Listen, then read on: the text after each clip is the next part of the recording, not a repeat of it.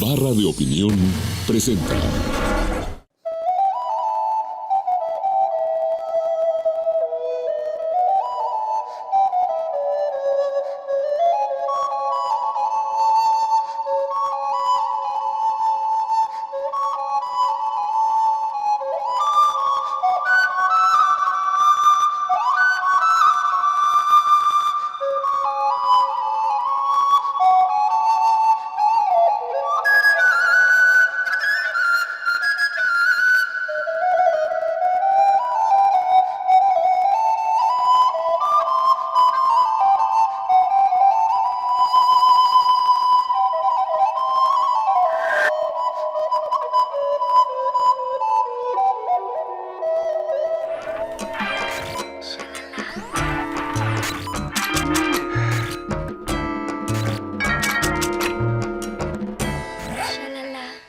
Horacio Franco, ¿cómo es que decidiste ser concertista de flauta?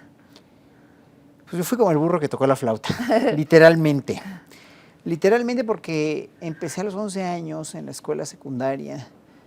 Mi primer contacto con la música y con la flauta y con toda la música clásica en general fue ahí, a los 11 años, cuando el maestro de música nos llama a algunos chavitos que estábamos ahí a escuchar una compañerita del salón tocar una sonata, la sonata Facile de Mozart, que pues yo nunca la había oído el piano tan de cerca, pues.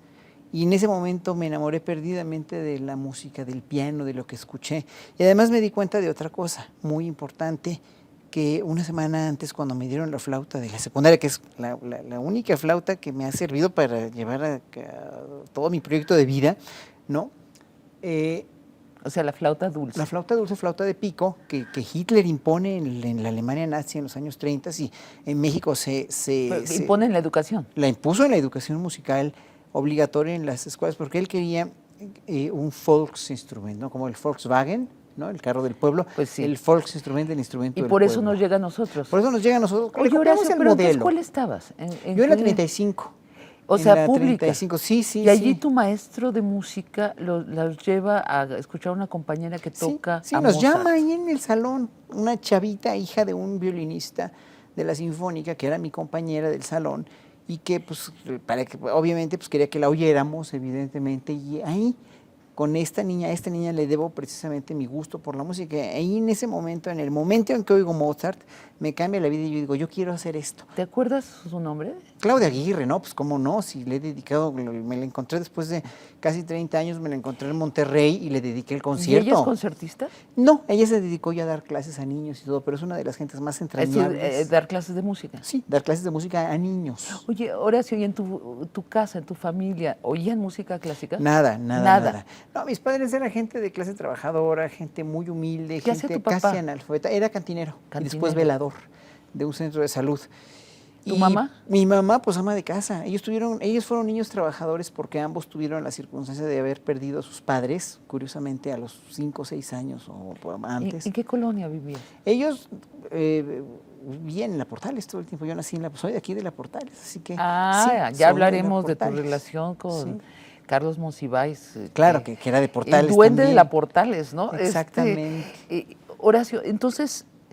te decides hacerte músico. Debió haber sido un proceso raro para tus papás, ¿no? Enormemente raro.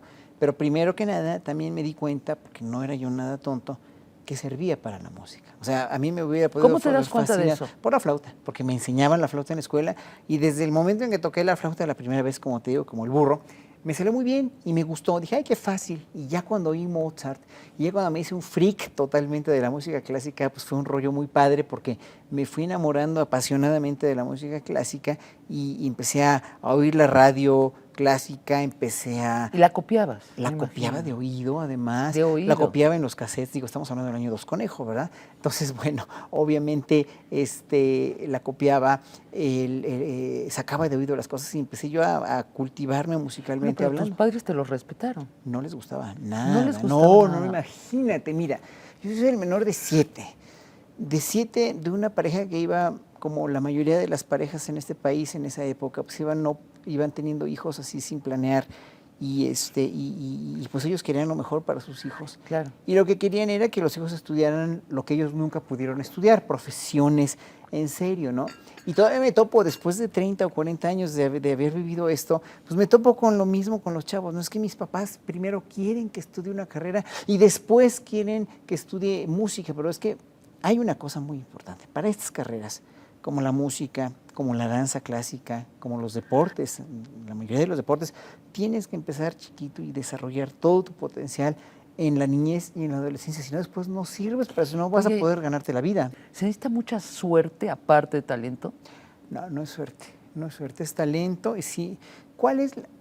Yo pregunto siempre esto a los padres, ¿no? ¿Cuál es, precisamente, qué es lo que temen del futuro de los hijos? Que no puedan comer, es muy sencillo. Pero es que nadie se muere de hambre con la música, o sea, tú puedes ser como pianista.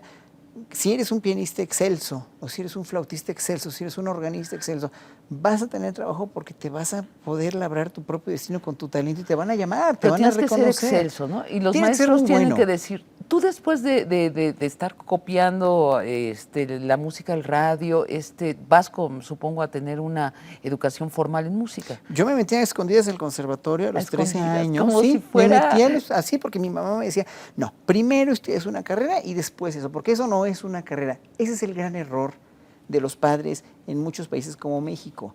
Incluso de padres que no son analfabetas como eran los míos, sino de padres muy estudiados. Que no tienen la información. Que no tienen, creen que de la música, además creen que la música es un mundo de bohemios, de desmadre, de miles de... Vas a vivir de ser feliz con lo que haces. Y dime, ¿dónde aprendiste tú sobre el activismo de la diferencia sexual? Es que yo me salí del closet cuando salí del útero casi, pues, ¿no? Pero a los 13 años yo ya era gay, finalmente. A los 11 años ya... ¿Reconociste tu diferencia? A los 11 años ya, seguro. Tu diferencia, fíjate, como todavía usamos un lenguaje antiquísimo. ¿Reconociste dónde estaba tu pasión? Sí, mi condición. Punto. Y para ti está junto. Casi no te lo hago no te lo formulo como pregunta, porque yo es lo que vibro contigo, que para ti la pasión erótica y la pasión de la música van juntas. Sí, como la pasión de la vida también, y la pasión del gusto por vivir con la mayor calidad y el mayor aprovechamiento de todas tus facultades, sean musicales, sean eróticas, sean intelectuales, sean físicas también. Obviamente todo va junto. Porque si te reprimen en una, te reprimen en la otra, ¿no? Yo creo que sí. Yo nunca me reprimí. Entonces, como a los 11 años tenía yo a mi novio ya, ¿no? Que todavía lo sigo, a los 11 años yo siempre lo sigo recordando y lo veo y me da me da mucho gusto verlo siempre. Jaime es un tipazo realmente. Oye, cuéntanos de tu primer encuentro sexual. ¿Cómo novio? ¿Tenías 11 años? Mi primer novio, sí, pues fue un encuentro muy amoroso finalmente. ¿Sabías por dónde? ¿Tenías información? No, bueno, obviamente no sabes nada de esa. Los orificios necesarios, ¿sabías algo? Los orificios de la flauta nada más los tocaba y ya, pero era un niño inocente, totalmente tierno, que finalmente pues me decidí. O sea, sabía que me gustaban las personas de mi mismo sexo y no tenía ningún problema. Entonces, obviamente eso lo vas descubriendo poco a poco. Este fue un novio bastante más platónico, pero muy amoroso. Ya mi primera relación sexual la tuve a los 13 años, ya en el conservatorio. En la colonia Portales, ¿qué información? De pronto, tal vez pensaste, soy la única persona rara de este planeta. Mira, ¿O sí tenías información? Mira, evidentemente escuchas todos los comentarios homófobos de los años 70, 60 y para atrás, ¿verdad? Y creces con un cierto resquemor, o sea, con miedo pues miedo de precisamente de qué te va a pasar, pues, ¿no? Sí. Pero finalmente, cuando entré al conservatorio, que tenía yo 13 años, ya finalmente me di cuenta que había muchos más gays y vi una cosa que también me llamó mucho la atención, que esto realmente le debo mucho de mi felicidad. Y pasando por el metro Xola, en 1977, decía julio, mes del orgullo homosexual, algo escrito así con un graffiti de plano, ¿no? Lo vi y dije, ya te va cayendo el 20, ¿no? Hay más, y orgullo. ¡Wow! ¡Qué maravilla! ¿Viste? A los tenía yo 13 años en el conservatorio, estaba en primero del conservatorio y en tercero de secundaria. Y ahí pues fue cuando mucho... Horacio, ¿y tus padres? Digo, hablamos de que les causaba conflicto la música. ¿Qué tal lo otro? No, terrible también, y más, aun cuando se los confesé a los 15 años, fue realmente, pues era la espada de Damocles, o sea, para cualquier chico, adolescente o adulto que tratara de decir a sus papás, y aún sigue siendo a muchos hombres de familias prominentes y de orígenes castos y puros, ¿verdad? Sigue siendo un estigma y la espada de Damocles decirle a su familia, saben que soy gay, ¿no? O soy bisexual, o soy como sea, pues, ¿no? Sí. Ese es el gran problema, pero yo no lo tuve porque finalmente el conservatorio me abrió mucho los ojos de que había una diversidad de gente mucho más ecléctica, mucho más diversa, mucho más plural, de la que había en mi secundaria o el entorno de la secundaria o el entorno de la Portales, ¿viste? O sea, ahí ya convives con gente mucho más grande que tú, ya ves que eso finalmente pues no tiene ni nada de malo, ni eres el primero, ni eres el único, ni es una enfermedad, ni nada, pero todavía, te tengo que decir que cuando entré al conservatorio en el año de 77, pues todavía estaba considerada como una enfermedad por la Asociación Norteamericana sí. de Salud, pues, ¿no? Sí. Entonces, obviamente, yo salí del closet en 79 con mis papás y pues fue así como partirles, romperles el esquema, me mandaron con psiquiatras, psicólogos, bueno, pero tenías seis hermanos, ¿no? Ahí sí, se podían consolar.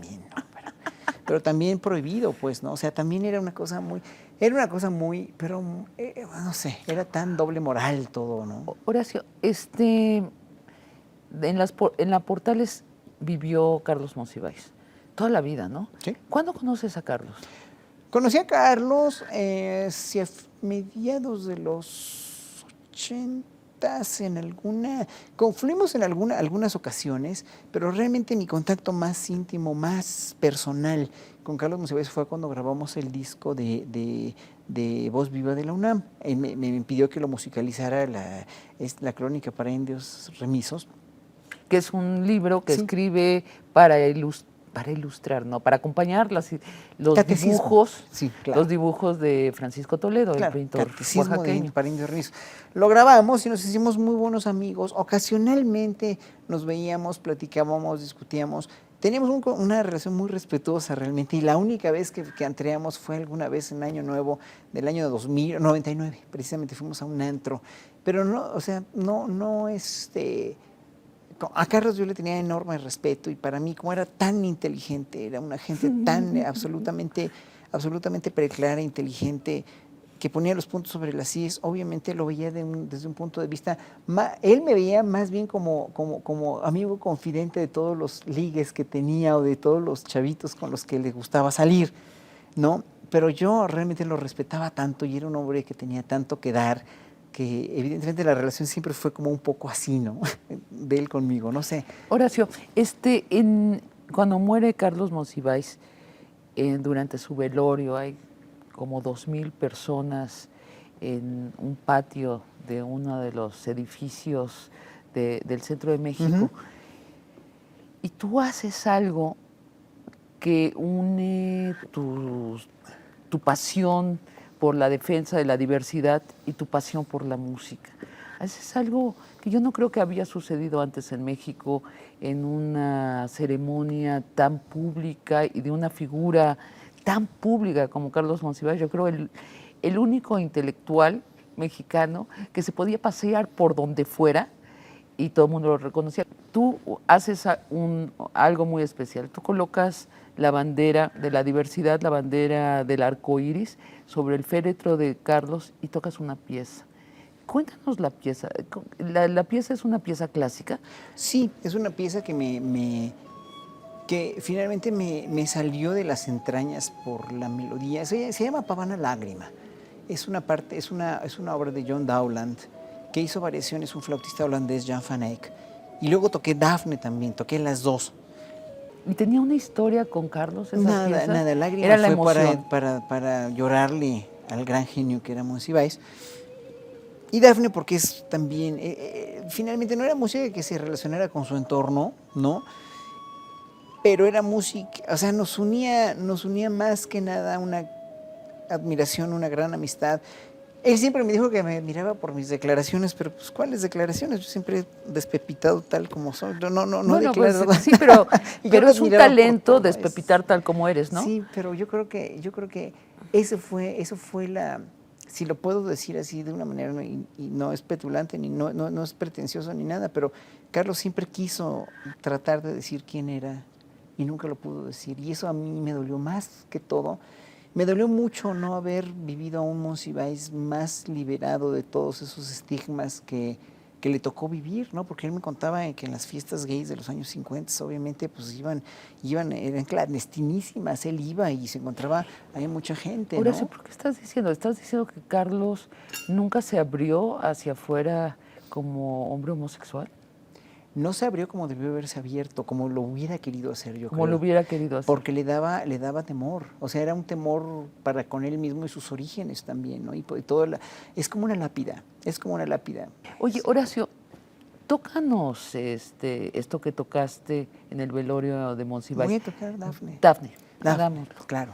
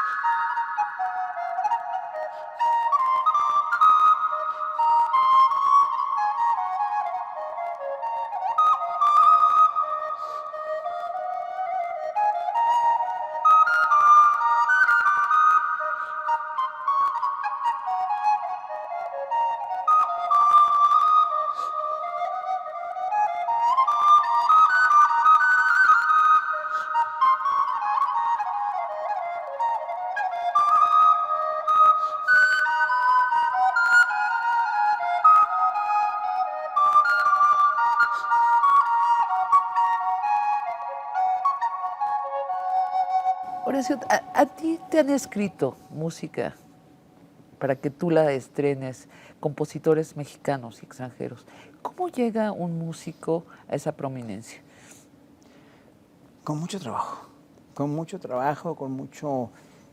Sobre todo creyendo creyendo en lo que tú haces y sabiendo que lo que tú haces pende de un hilo como pende la vida. O sea, hoy podemos estar vivos y mañana no sabemos, pues, ¿no? Y siempre estar al pie del cañón, estudiando, superándote, aprendiendo cosas nuevas del instrumento, de tu manera de reaccionar con el instrumento. Yo cuando llegué a México, yo estudié en Holanda, después de que estudié aquí en el conservatorio.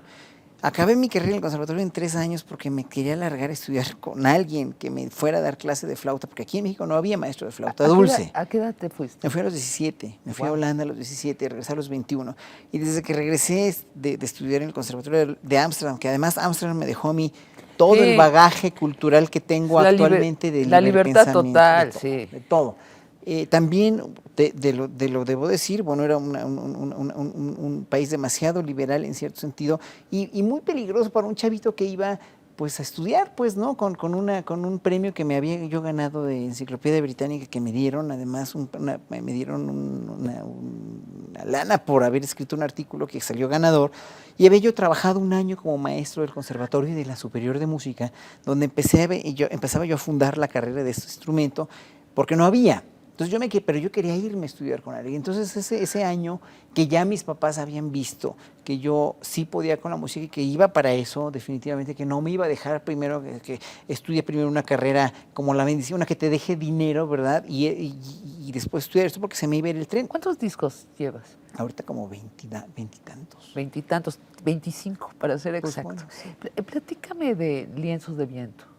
Bueno, Lienzos de Viento fue una experiencia maravillosa donde yo trato de decir la música indígena mexicana, los indígenas de este país que han sido discriminados por siglos enteros, que siguen siendo discriminados, pues tiene una voz maravillosa y ellos pueden dialogar con Bajo, con Mario Lavista o Daniel Catán, de la misma manera que podemos dialogar tú y yo, o que podemos dialogar aquí con un hindú o con un japonés o con cualquiera. A ver, ¿tenían flauta los Sí. pueblos autóctonos? Sí, pues tenían flautas de carrizo y de barro que hacían los aztecas y los mayas y todas las culturas precolombinas. Y déjame preguntarte, ¿cómo te explicas que en Europa se da la flauta dulce, y en nuestro continente, que supuestamente no tenía contacto con Europa, se da también la flauta? Pues son cosas muy orgánicas que vienen del paleolítico, o sea, de cuando el hombre descubre cómo soplar un hueso y cómo sacar sonido de un hueso, de un pedazo de madera, pues empieza ahora sí que, ¿dónde fue eso? ¿Cuándo fue eso? No se sabe. Lo que sí se sabe Pero es que es hay muy flautas antiguo. en China, en Japón, en Egipto antiguo, en la India, en Europa, en Mesoamérica y en todo el mundo hay. Es un instrumento totalmente orgánico, pues, ¿no? Así es. Tal vez es el Es la instrumento más extensión de la primitivo. voz, ¿no? De alguna manera. Yo creo que sí.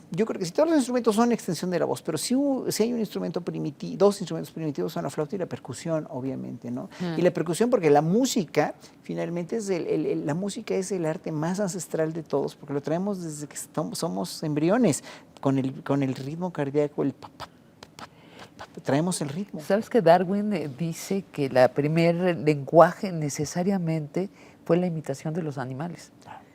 Que bueno, lo explica largamente, pero sí es verdad, y la música viene de allí, ¿no? Claro. Yo creo que es el arte más orgánico, pero sobre todo porque traemos el sentido del ritmo de adentro. Ahora, los indígenas mexicanos, como todos los pueblos antiguos, tenían su música misma que los españoles aquí llegaron a someter y a erradicar totalmente, como trataron de erradicar esa cultura. Entonces, lienzos del viento, de viento es inventado, es recuperada la música, ¿qué es? Lienzos de viento es un diálogo intercultural con fundamentalmente dos artistas. Don Luis, que es un flautista que toca flauta y tambor, que alguien lo acompaña con el tambor y que hace sus instrumentos. Él tiene 80 años, es un indígena zoque. Y ¿Los zoques de dónde Los son? zoques de Chiapas. Están juntito a Tuxtla, pegados en toda esa zona de Chiapas, Okay. en el centro de Chiapas, pues. Y los MAMS, don Ubaldino Villatoro, quien es un hombre que se dedica a vender cocos, que baja de las palmeras en la carretera que está por ahí por su pueblo y que hace sus chirimías. Él las hace, hace sus cañas de las chirimías. Son instrumentos muy antiguos que finalmente tienen un sonido muy similar a las chirimías chinas y todo. O sea, no sé cómo vino realmente la chirimía a México. Como la marimba también vino en Chiapas, vino de la mbira y de la carimba africanas. Son instrumentos importados por los negros, pero ya los construyen ellos y los hacen así. En ese disco hay marimba chiapaneca construida por ellos. Hay chirimía, que es el instrumento de caña doble, como los shawms se llaman en inglés, que son caramillos o chirimías, y hay flautas de carrizo, que son los más prehispánicos, y percusión. Es un diálogo intercultural porque ellos tocan su música y yo improviso sobre su música. Ellos hablan lenguajes muy diferentes musicalmente hablando y casi no podían tocar juntos, pero a raíz del disco empezaron a tratar de tocar juntos y de integrarse los dos. Ellos terminaban una pieza y yo empezaba una clásica, o ellos empezaban a tocar un son y yo bordaba improvisaciones sobre ese son. Esto de la defensa de la diversidad también lo llevas al terreno de la música, ¿no? Tocas música clásica, dentro de eso la música renacentista, música medieval, pero también te vas allí al bolero. Tú corrígeme, tú te vas al bolero, ¿qué más haces? Ahorita esto de lienzos de viento. Sí, estoy empezando a hacer jazz, soy jazzista de closet, sí, era yo un jazzista de closet, estoy empezando a hacer jazz, ya. Rock. Fíjate que rock he improvisado con rockeros, he improvisado con jaguares y todo, y digo, no es nada, para mí la improvisación se me da muy fácil, no es difícil hacerlo, ¿no? Y me gustaría en un momento dado hacer eso, ¿no? Para mí la diversidad en la música es lo mismo que la diversidad en el ser humano. Todos cabemos aquí y cuando hay posibilidad de hacer un diálogo o de entender cómo funcionan las otras mentalidades, pues ahí ya tienes la de ganar, ya eres un humanista, ya podemos decir que ya puedes tienes un panorama más amplio simplemente, ¿no? Vamos a sacar un disco con Adrián Oropeza, Abraham Barrera y Aaron Cruz, que son 3 espléndidos músicos, donde mezclamos la flauta, el clavecín, en jazz, la batería, el piano. Entonces va a ser un experimento totalmente nuevo, ¿no? Pero y los compositores mexicanos contemporáneos. sí. Tenemos poca oportunidad realmente de escucharlos. Mucho menos en tele, ¿no? Es como, como si no existiera ese mundo de creatividad. Sin embargo, tenemos músicos de primer nivel. Tenemos ahorita Daniel Catán, recientemente fallecido por desgracia. Tenemos varios músicos que viven en Nueva York y que están componiendo y que solo si les preguntan dicen soy mexicano. Claro. Casi nadie les pregunta de los mexicanos, no vamos y les preguntamos si son mexicanos. Háblanos un poco de lo que está pasando con los contemporáneos en la creatividad de la música. Hay muchos compositores, como tú dices, muchas mujeres compositoras de mucha valía. Está Marcela Rodríguez, Ana Lara, Hilda Paredes, Gabriela Ortiz, María Granillo, en fin, hay muchísimas. Itziar Fadrique, que es extraordinaria también. Hay muchas compositoras, Graciela Gudelo, Rosa Gurayev, una mujer ya mayor que compone también interesantísimo. La cuestión con la música contemporánea es que los compositores contemporáneos, en cierto sentido de la música clásica contemporánea, se ha arrinconado en muchos... Primero se arrinconó en una rebelión contra todo lo que significaba el sistema tonal y el sistema impuesto por los occidentales por una razón histórica, por una razón pragmática, musical. Entonces nos suenan raro. O sea, a los que no somos expertos en música, nos suena raro. Confesado, ¿no? Por una misma compositora, me decía, a mí me gusta más hacer mi música, estar en un ensayo que oírla. O sea, sí, nos suena raro. A ellos también les puede llegar a sonar raro. Y es ahí donde mucha de la música clásica, y no los voy a criticar porque yo mismo los sustento, o sea, yo mismo me encanta ser bastión y paladín de la voz de los compositores, pero hay veces que a los compositores clásicos se les ocurre escribir cosas que son muy poco orgánicas y a veces muy poco humanas. Y en ese sentido, yo le veo a la música, ¿por qué? Y te voy a explicar por qué. En el siglo XVII, un compositor, o en el siglo XVIII, o en el siglo incluso XIX, pero sobre todo en el XVII y en el XVIII y antes, un compositor era impensable que no ejecutara él sus obras. Era impensable. O sea, el intérprete era el compositor o el director de sus obras.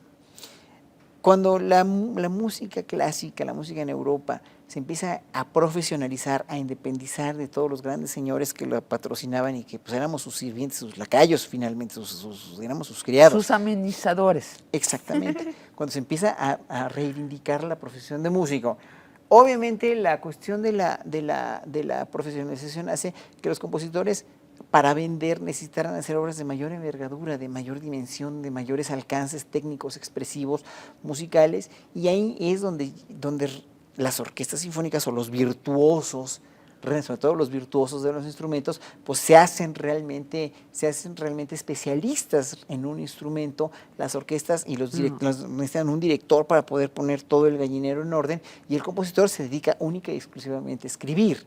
Entonces, cuando pasa eso, se diversifica. Compositores por un lado, intérpretes por otro. Y para completar tu discurso de la evolución de la música, porque es paralelo al de las otras artes, también entran los patrocinadores, estos patrocinadores anónimos, muy distintos a los señores feudales, a los príncipes, a los reyes, incluso a los sacerdotes también. Sacerdotes, por supuesto.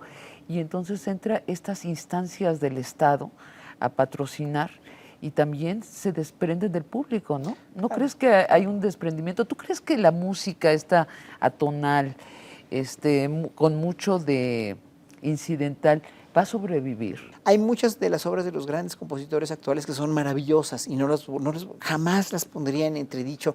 Jamás podría yo poner una obra de Ana Lara o de Mario Lavista o de John Corigliano o de nadie de ellos, de los grandes compositores, en tela de juicio, porque son obras perfectas, son obras que las escribe gente que sabe escribir muy bien. Y sin embargo, es ahí donde entra un conflicto con el público, pero también hay otra cosa que necesito hablar en su defensa.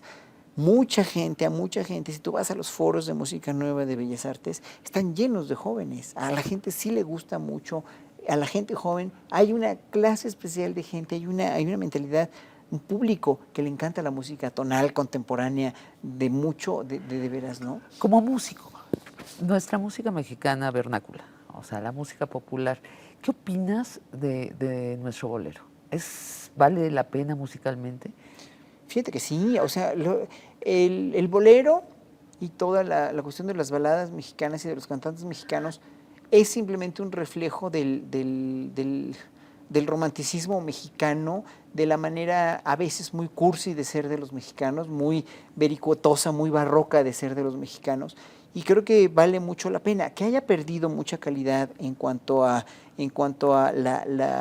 La textura musical, ¿no? la textura musical y la hechura, la manufactura musical. Ajá. Si tú oyes a los grandes boleristas, a las Tres Conchitas, cómo cantaban, ¿no? O no sé, a cantantes de los 40 o de los 50, eran cantantes muy preparados. Ahora cada vez hay más improvisados, pero no dejo de reconocer el enorme talento que tiene, por ejemplo, gente como Luis Miguel o la voz impecable e inigualable de Yuri, que son voces verdaderamente privilegiadas. Juan Pues, Gabriel. ¿no? Juan Gabriel es un compositor que, aunque no es un intérprete muy bueno de sus canciones, ¿no? Musicalmente es interesante, ¿no? Vamos, más bien la cosa que dice, ¿no? Y bueno, sí, musicalmente tiene cierta cosa que es muy pegajoso, ¿no? Deberías grabar Querida. Es que Querida sí es para flauta dulce. Probablemente, por ejemplo, pero todas esas reiteraciones de nada, nada, nada, nada, nada, por ejemplo, todas esas cuestiones repetitivas son muy barrocas también. O sea, Sí, Juan sí, Gabriel sí. es un compositor muy barroco. Yo lo admiro Pues con mucho en cierto arpegios, pues, sentido. un arpegio Claro, verbal. puede ser, ¿no? Pero vamos, no sé, yo creo que en ese sentido la valía de la música de los 70s, de los 80s, Ajá. de los 50s, de los 60s mexicana, pues tiene una gran tradición que se ha contaminado también mucho porque la música cada vez, ese tipo de música la ha hecho gente muy improvisada, que no tiene la preparación. Lata, ¿no? Producto lata, o sea, Sí. producto, ¿cómo se llaman? Comerciable simplemente, mercenario. Sí, bueno, y esta, ¿cómo se llama? El aparato este que caben todos los sonidos del mundo, el Sintetizadores. sintetizador. Entonces ya, y la cajita de ritmos que a mi manera de ver es una desgracia. Pero lo puedes usar, ¿eh? Mira, Sí. yo acabo de hacer un ¿La concierto. puedes usar yo bien? acabo de hacer un concierto totalmente alternativo con un cuate que se llama David Contra, que es noise, hace noise. Una música llamada noise, que es ruido de computadora. Yo improvisé sobre ese ruido y bueno, hasta acabé gritando dentro, tocando y gritando. Tocaba un tablista costero que toca muy bien la tabla, me acompaña un bajo en tabla también. Hicimos este concierto con Tu David look. Contra, el sonólogo. No puedo dejarte ir de aquí sin que me hables de tu look. ¿Por qué no das conciertos como una persona decente en frac? Tu look. No puedo dejarte ir de aquí sin que me hables de tu look. ¿Por qué no das conciertos como una persona decente en frac? Por lo Porque menos. frac no significa Ya ser cuando decente. menos en un smoking. Mira, Con tu corbatita acá. porque me da mucho calor, Ajá. me aprieta el cogote la corbata, no me deja tocar en paz, y porque no toco música del siglo XIX. Si yo tocara música de Strauss, probablemente me vestiría así. Ay, sí, pero entonces me vas a decir, no, pero cuando tocas renacentista, ¿por qué no sales con tu boina y tus medias? Porque yo soy yo, porque no necesito estereotiparme como músico clásico o usar la usanza, vestirme la usanza de la gente de buenas costumbres que era la gente del siglo XIX, cuando los músicos todavía, aún en la sala de concierto, se visten como gente del siglo XIX, lo que no se les o sea, a mí me ha tocado ver a los pobres chicos en Miami, por ejemplo, tocar en Miami, imagínate, y se sienten muy frustrados los pobres, en vestidos así de terciopelo y en fracs. ¿No? Me decían, es como los judíos ortodoxos que van vestidos del siglo XIX, de Polonia en el siglo XIX, y están en la colonia Polanco. O en Bueno, es que Benebra, Polanco, Polonia, ya me entendí. o en Mea Shearim, yo estuve ahí, así que... Pero es esto, ¿no? La persistencia del pasado en nuestro presente. Bueno, pero dirían los gringos, you overdo it, my darling. O sea, sí, tú vas, sí. tocas a menudo sin camisa ya de plano. No. Cuando toco con una orquesta sinfónica voy con un saquito, con un pantalón, con unas botas, dijéramos, pero voy como soy yo. ¿Botas? Sí, voy como soy yo. No me pongo frac porque si a mí me pagaran por tocar en una orquesta uniformada, obviamente me pongo el frac. me cayó la boca. La última vez que hice eso fue en 1988, 89 con Eduardo Mata, cuando era yo parte de Solistas de México. Tuve que pedir un frac prestado. Sí. Me prestaron un frac, me iba yo a gastar para el concierto, me lo prestaron y toqué de frac, pero pues estaba yo chavito. ¿Y qué tanto les ha irritado a los críticos esto? Nunca me han dicho nada. ¿No lo han escrito? Nunca me han dicho nada y lo único que me han dicho, por ejemplo, en una orquesta de Nueva York, es que cómo nos gustaría salir. Una chava, por ejemplo, muy, muy guapa, con muy bonitas piernas.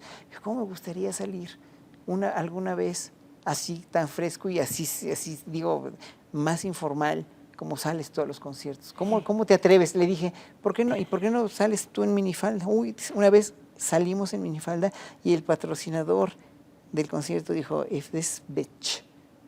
Así dijo, si esta perra sale otra vez así, les corto la lana, les corto el patrocinio. Así que no se atrevan. Son muy conservadores los gringos, también. Son muy conservadores. Y el mundo de la música clásica es muy conservador, sí, puede ser confundirse que te guste la música clásica con que te guste el pasado. El mundo de la música clásica es enormemente de derecha. Supongo que sí has tenido comentarios injuriosos de colegas, ¿no? No, fíjate que no, Nunca, al contrario. O sea, me ven como una cosa chistosa, simplemente, pero igual por ejemplo, una vez salí con un pantalón de cuero y una camisa muy padre en Inglaterra, ¿no? Y como me dijeron los músicos, sí, o sea, sí, te ven así, les choqueas, pero cuando te ven tocar ya se caen en la boca y dices, bueno, toca bien o toca y ya. O sea, no importa cómo... Mira, si una gente como Madonna puede salir como quiere también, o una gente como Ricky Martin, o una gente como Luis Miguel, pueden salir como se les da la Pero gana. pertenece a otra tradición. Sí, pero es que esta tradición europea es una tradición que ha perdido mucho público y que sigue aún enfrascada en el mundo sacrosanto de las salas de concierto, el cual es muy bueno para poder tocar la música, porque la música clásica, no, eso sí, te lo puedo asegurar y te lo puedo firmar con sangre y bajo notario.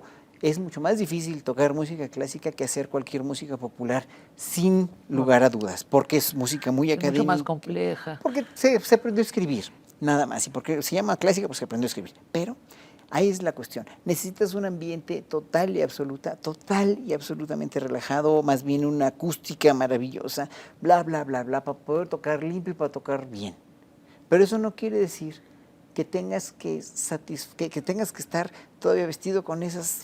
Bueno, pero tú hablaras como si tú tocaras en una playera, jeans y tenis. No es el caso. No, claro que o sea, no. Tú tienes un look creado además en muchas horas de gimnasio. ¿Cuántas horas de gimnasio haces diarias? Una diaria, más o menos una diaria. Cuarto diario, 5 días a la semana, porque hay que descansar. 1 hora diaria. Entonces, hay una búsqueda de un cuerpo como que más allá de lo natural. No quiero equivocarme en las maneras, pero quiero decir, es un cuerpo trabajado. Sí, bueno, por tres qué? motivos. Yo nunca hice ejercicio de chavito, era un niño echado a perder. Fui un niño echado a perder al Oscar Wilde. Un niño muy mimado por mi mamá, que nunca jugó un partido de fútbol, que siempre le tuvo miedo a los deportes. Y entonces cuando me doy cuenta que la salud depende también de la condición física, pues empiezo a hacer deportes y empecé a correr mucho, como Forrest Gump, ¿verdad? Me fui a correr. Cuando vivía en Holanda corría diario, kilómetros y kilómetros y kilómetros, y andaba en bici. Me volví muy deportista a los 20. Pero ya cuando empecé a trabajar mi cuerpo a los 30 en el gimnasio, dije, ay, me gusta y soy vanidoso. O sea, lo hago por salud, lo hago por vanidad y no lo niego. O sea, porque voy a decir que no soy vanidoso. Imagínate no quererte a ti mismo. Qué pecado no quererte a ti mismo, te iba a preguntar una cosa. Mira, somos un país machista, ¿no? Donde predominan los hombres machos. Entonces, los hombres machos dicen, qué buena está esta mujer, ¿no? Qué bonita está esta mujer, pero muy raramente dicen, qué bonito estoy yo. La vanidad es un gran pecado para el macho.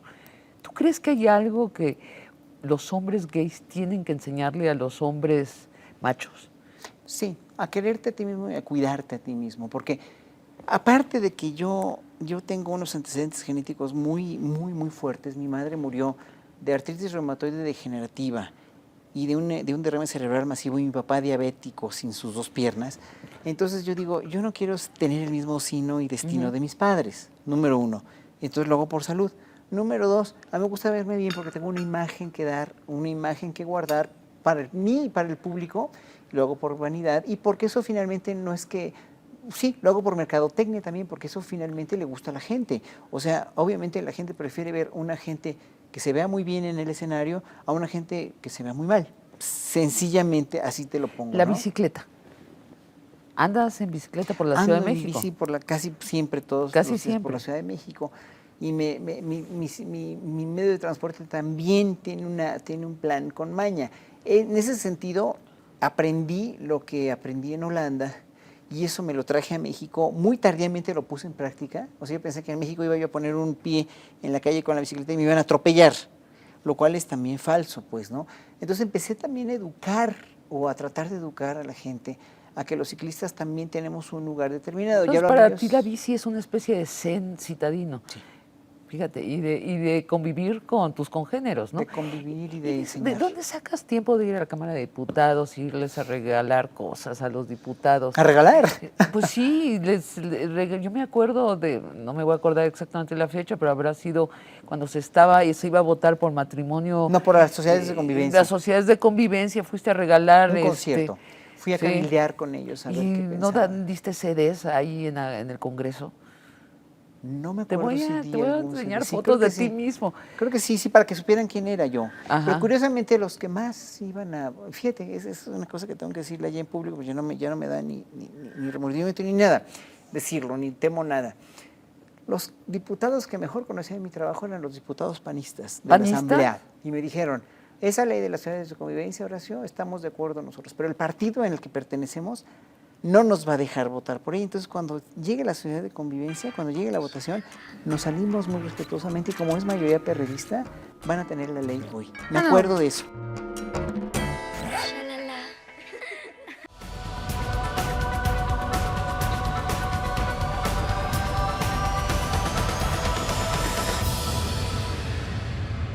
En México existen incubadoras de empresas para favorecer el nacimiento sólido de negocios. Son 450 incubadoras en todo el país que estarán generando un estimado bajo de 9,000 empresas y al menos 27,000 autoempleos anuales. El gobierno federal invierte cientos de millones de pesos en esta tarea, pero cuando la empresa egresa de esa, digamos, escuela de negocios, otras instituciones, Hacienda o el IMSS, por ejemplo, se encargan de hacerle la vida imposible a una microempresa que acaba de nacer y que tiene en su interior inversión pública involucrada. Hay que ser congruentes. Si una dependencia promueve, que la otra apoye. Es absurdo que el gobierno promueve en una ventanilla y fusione en la siguiente.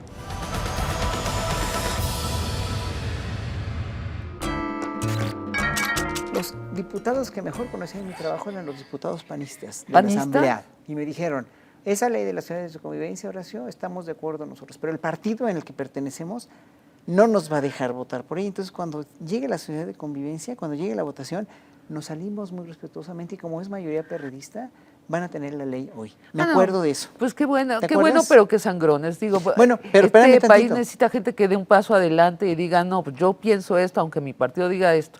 Bueno, Sí, pero espérame, ¿sabes, Sí. ¿sabes por qué se bloqueó las ciudades de convivencia? Porque salió René Bejarano a decir sí. que no se votaba, que tenía Porque órdenes de arriba. lo ordenó Andrés Manuel Andrés López Manuel Obrador, lo ordenó. negoció, quién sabe con Con quién. Norberto Rivera. Con En esa Norberto semana Rivera, estaba- sí, arzobispo de México. en esa semana fue cuando les cedió los terrenos de la basílica a la gente de la basílica para que hicieran la Plaza Mariana. Se nos está acabando el tiempo y yo tengo preguntas que hacerte. Tus discos, varios de tus discos tienen portadas donde tú estás con el torso desnudo, por cierto, muy bonitas. El Gardelino es ese. O tienes una máscara, y después has hecho fotos donde sales sin ropa y sales con la flauta. Yo te quería preguntar, ¿es consciente o inconsciente la metáfora pene-flauta en ti? ¿Lo usas conscientemente? No, pero es fálica. O sea, yo sé Por que ha sido fálica la por flauta favor. desde los griegos, desde el aulos, bla, bla, bla, bla, bla, pero no necesariamente. ¿No la estás flauta jugando es con eso? Fíjate que no, la flauta es el instrumento que me tocó tocar en la vida. Me he dado cuenta que hay otros instrumentos que me hubiera gustado estudiar, como el clavecín, por ejemplo. Pero me tocó tocar la flauta porque yo era niño pobre, mi mamá no podía comprarme un piano, yo quería ser pianista y me tocó seguir con la flauta para la cual tenía mucha facilidad. enorme facilidad y pude explotar mis valores musicales con ella. Entonces fue simplemente casual. Horacio, nota de TV Notas, tu matrimonio, cuéntanos de tu pareja. Arturo Plancarte, con quien llevo 13 años ya juntos, pues es el amor de mi vida prácticamente. He tenido 2 parejas anteriores que han sido grandes amores también y los quiero mucho y los sigo procurando y ellos mismos son muy buenos amigos entre Pero te ellos. casaste con Arturo. Me casé con Arturo por el civil en una boda muy sencilla. Cuéntanos, sencilla. porque Nota de TV Notas fue toda un descubrimiento saber que un flautista clásico sale en TV Notas y relatando su boda. Me parece fantástico. Fue la boda de mis sueños, además. Porque ¿Cómo fue? Los 2 en un registro civil con otras 2 amigas lesbianas que se casaron sin testigos, porque ya no piden testigos, en un registro civil ahí en la Roma con techito de lámina, un juez maravilloso, una ceremonia muy emotiva, donde yo lloré como loco. Yo pensé que no iba a llorar y yo no creía en el matrimonio. Yo creía en el matrimonio como una cuestión de papel nada más. Pero me conmovió tanto el Por tus saber- derechos, ¿no? Sí, los derechos que adquiere una Los pareja. derechos, ¿no? Que Entonces, que puedes ir al seguro social de tu pareja, herencia, la herencia, hospital, que enfermedades tu pareja toma terminales. las decisiones de tu enfermedad, herencia, claro. Todo eso. Bueno, Todo eso. Entonces, y sí te emocionó. me emocionó mucho y el banquete de bodas me emocionó más. Nos fuimos a comer unas quesadillas ahí en un puesto de la esquina, sentados en botes de Comex de 20 litros de pintura y ya, con eso ya fue más que suficiente. No necesité yo quedar bien con nadie, no necesité hacer una ceremonia ni mesa de regalos ni nada, porque es más, yo creo que fue mucho más íntimo y más bonito el casarme así, que si hubiera hecho yo la gran boda, porque no creo en eso, no quiero quedar bien con nadie en ese sentido. Me casé por un papel con la persona a la que más amo en la vida y ya, nada más. ¿Cómo te trata México? Muy bien, muy bien. Yo siento que México es un país que tiene tanto que dar, que platicábamos de las cosas que nos desaniman y las cuales tú eres más optimista que yo, pero creo que México es un país maravilloso, no por cómo nos han gobernado ni por todos los vicios que ya conocemos, ya se han hablado sobremanera en todos los medios. Yo creo que México tiene lo más importante de todo, es la gente sensible, la gente de corazón que tiene en México, que es la mayoría de la gente. Es la mayoría de la gente es muy sensible, la gente es buena, es trabajadora en ese sentido, nada más que tiene una relación muy de amor y odio con su país, y esa relación de amor y odio, como tú la has descrito también en el proceso, en algún artículo tuyo, a mí me encantó ese artículo, esas relaciones de amor y odio que se tienen con México son las que en un momento dado nos hacen como una dicotomía muy extraña. Siempre hablamos ¿no? de lo que falta en México, ¿no? Sí, No pero de lo que hay. Y de lo que hay es maravilloso. Lo que hay es maravilloso. No nada más lo que se ve, sino lo que no se ve también, ¿no? Y eso es lo que a mí me duele mucho de México, pero pues me da mucho para seguir creciendo este país, ¿no?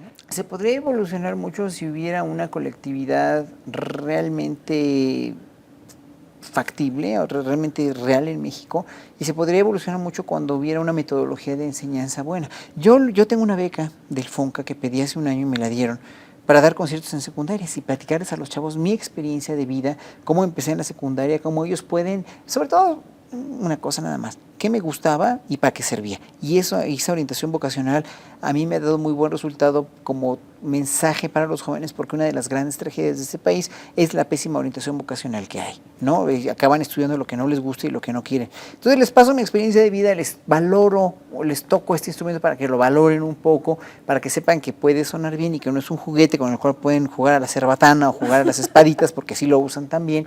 Y de paso, pues también les toco música y les digo qué implica la felicidad de ser quién eres, ¿no? En algunas escuelas puedo incluso ya, en cierto sentido, meterles un poco de orientación sexual cuando al lugar, cuando, por ejemplo, son chicos de tercero o ya de prepa, por ejemplo, ¿no? Cuando son chicos más grandes y evidentemente, pues, o sea, que se cuiden, que no se embaracen a esas edades, por ejemplo, ¿no? Incluso llego a rifar discos a la primera chica ya adolescentes, ya de 14, 15 años, que saquen un condón de su bolsa, por ejemplo, ¿no? Una chica que saque un condón tiene un regalo que es un disco.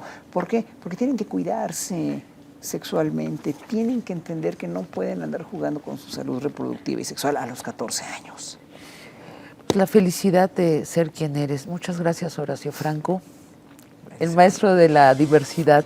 diversidad musical, diversidad sexual. Nos quedamos sin hablar de la diversidad de los lugares donde tocas. Ya hablaremos en otra ocasión. Muchas gracias por estar aquí. Gracias, maestra Sabina, te quiero mucho. Gracias.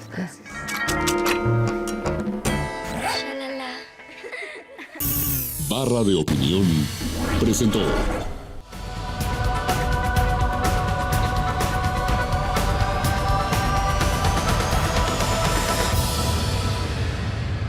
El gobernador del Banco de México, Agustín Carstens, ha manifestado en varios foros su preocupación por los incrementos en los precios de los alimentos y el contagio para la inflación en general. Desde mediados de 2012 ya se rebasó la meta de inflación anual de 4% establecida por el Banco de México y se va acercando a niveles de 5%. Si Carstens reconoce su preocupación, entonces esa es una mala noticia para los mexicanos. La inflación afecta más a quien menos tiene. La solución es que la agricultura mexicana deje de ser un instrumento político y entre de lleno a una economía de mercado, sin monopolios, sin proteccionismos y sin decisiones absurdas de algunos funcionarios. Todo en beneficio del consumidor final, es decir, del jefe de familia y del ama de casa que cada día tienen que estirar su gasto.